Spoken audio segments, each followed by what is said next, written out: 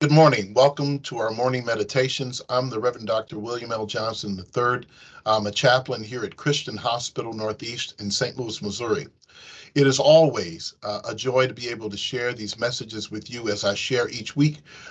We offer these messages of encouragement and inspiration in order to be able to support you and to support those whom you have come in contact with as we're navigating through these challenges that we all face in life. It is really good to know that we're not going through it alone, nor are we going through it without some words of inspiration as we journey through. We can't help living life. Life comes at us and we have to live it. And no matter what happens, as a famous and important preacher in my life shared in his book, Resting in the Storm, he reminds us that those storms do come. And we are reminded that they always do happen, but we have to find ways to find support and rest in them. And so I want to share with you a few messages here, a few words rather, in this message for us today to offer some encouragement because I think it's needed and it's important. This week's message is entitled Leave It Alone. Yes, leave it alone. Someone once said, or it has been said, that if you break it, then you buy it. And if you break it, then it's your responsibility in fixing it. I remember growing up as a child, and we would get the lecture going into the grocery store, in to whatever store.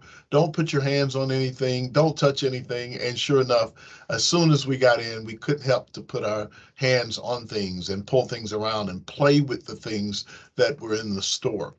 And we would always be reminded that if we broke it, then it was ours to own, and we'd have to pay for it.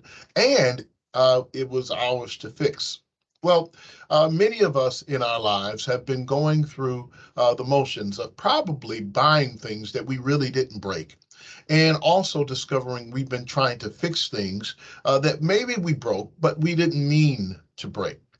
Broken relationships, broken things in our lives, broken dreams, broken ideas, all these things that we find ourselves trying to put back together, working an entire lifetime trying to figure out how to put the pieces back together. And that's okay. I understand. And we all understand why that's important. It is a part of responsibility, right? However, when we find ourselves in our lives, is that if that is the main thing that we're doing, that it is taking up all of our time, it has become our preoccupation or our singular occupation of fixing things that have been broken or trying to find a way to rectify problems or mistakes that we've made or trouble that has happened in our lives. It is hard not to try to do that and have it consume you.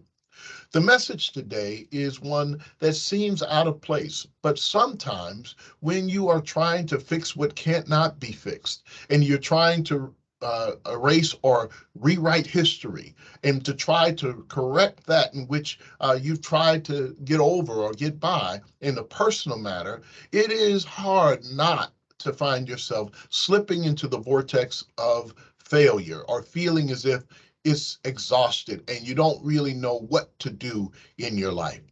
Well, the word of encouragement today and this week for us for our morning meditation is leave it alone.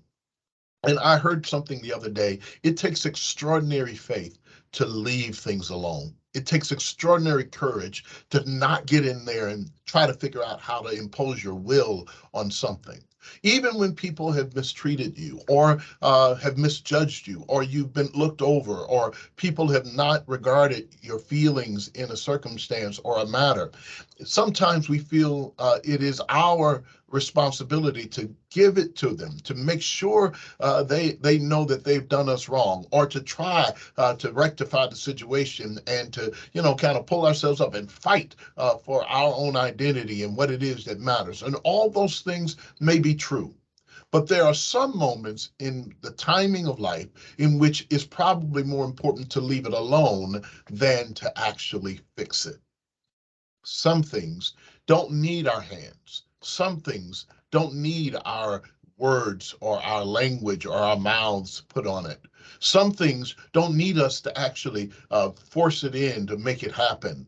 Some things need to be left alone. So I ask that you would survey your life, do an inventory of over your own life. And there's some things certainly that you have a responsibility in fixing, some things that you own, some things that are important for you to take responsibility for. But there are other things in your life that you cannot fix.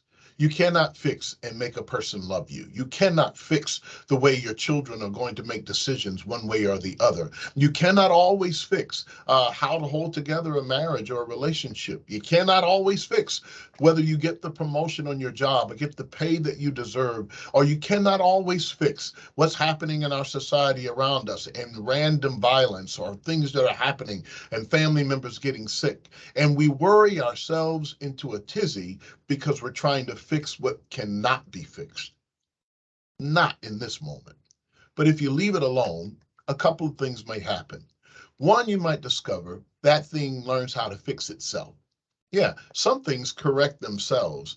Some things realign themselves, that you don't really need to put your hands on it or to actually fix it or work it out, that they somehow find a way naturally to come back in alignment. Some things, however, are not to be fixed at all. They probably better left broken. Can you believe that? That there's some things that don't need to be corrected or put back in line. They probably were off skew anyway. It's like imagining that you've been trying to work with something that is already faulty. And you've been working out of that paradigm or out of that place of trying to deal with a broken system, a broken circumstance, a broken tool, something that is no longer useful. It's like trying to use an old-fashioned flip phone in the world of smartphones. It's like trying to use dial-up when we're in this place where everything is virtual and mobile and people are moving around. Some things don't need to be fixed. They broke on purpose. They stopped working in order to press us or to push us into the next part of our lives. Some relationships don't really mean to last, and they are what they are in order to move us into the ones that will. And so that is how we find ourselves in this life. And when we're working and moving around, sometimes we grieve over the way things have been and that they don't work, and we're frustrated because that's what we know. It took us a long time to learn how to do that thing. It took us a long time to learn how to kind of coexist with an individual. It took us a long time to try to figure out how to work a job or to get along with a certain group of people or to navigate and climb the ladder of success. And then to discover that the rules have changed and people are different and things are not working out that way, it can be frustrating. But the beauty of it is that some things, my friends, need to be left alone. And when they're left alone, you'll discover that they weren't as useful as they seemed to be. And they didn't really work all that well. And matter of fact, it took a whole lot of stress trying to figure it out when you could have just done it and left it alone and did something different. So leaving it alone adds some things to our lives. Doesn't mean that you leave everything alone. We're not advocating irresponsibility or not engaging in things that are important.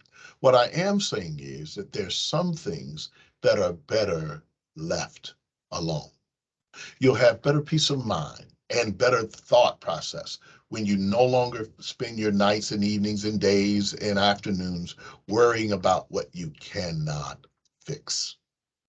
I don't know who this is for, but I'm sharing this message with us now because there are some things we do own responsibility for. And that's why it's important to be in tune with our Creator to know what to leave alone and what things we need to engage in. Well, if it doesn't, I've learned, let me put it this way, if it's not life-giving, it's probably better to leave it alone. And if, in other words, if it's life-taking, if it drains you, if it wipes you out, if it leaves you completely frustrated all the time, you're probably better off leaving it alone. But if it's life-giving, if it adds to your life, if it makes you stronger, if it encourages you to run a little further or to be at peace in your life, then you're probably good to go to try to embrace that thing. How about that? Anyway, I'm not going to go long today. I didn't want to go long today, but what I did want to do is share this message, which is important. We leave it alone because we don't know the outcome of a thing. And when that thing comes to fruition, many of us have found we wish we had left some things alone a long time ago, and we would have been better off and better served trying to figure out how to make our lives more useful and more peaceful. I used to say to people, don't get upset when you're knocking at the door of opportunity and the door has been slammed in your face and you're trying to figure out how to get in to break that door down. Stop a moment and then turn around as if you were on a porch and look, and the whole world is wide open to you.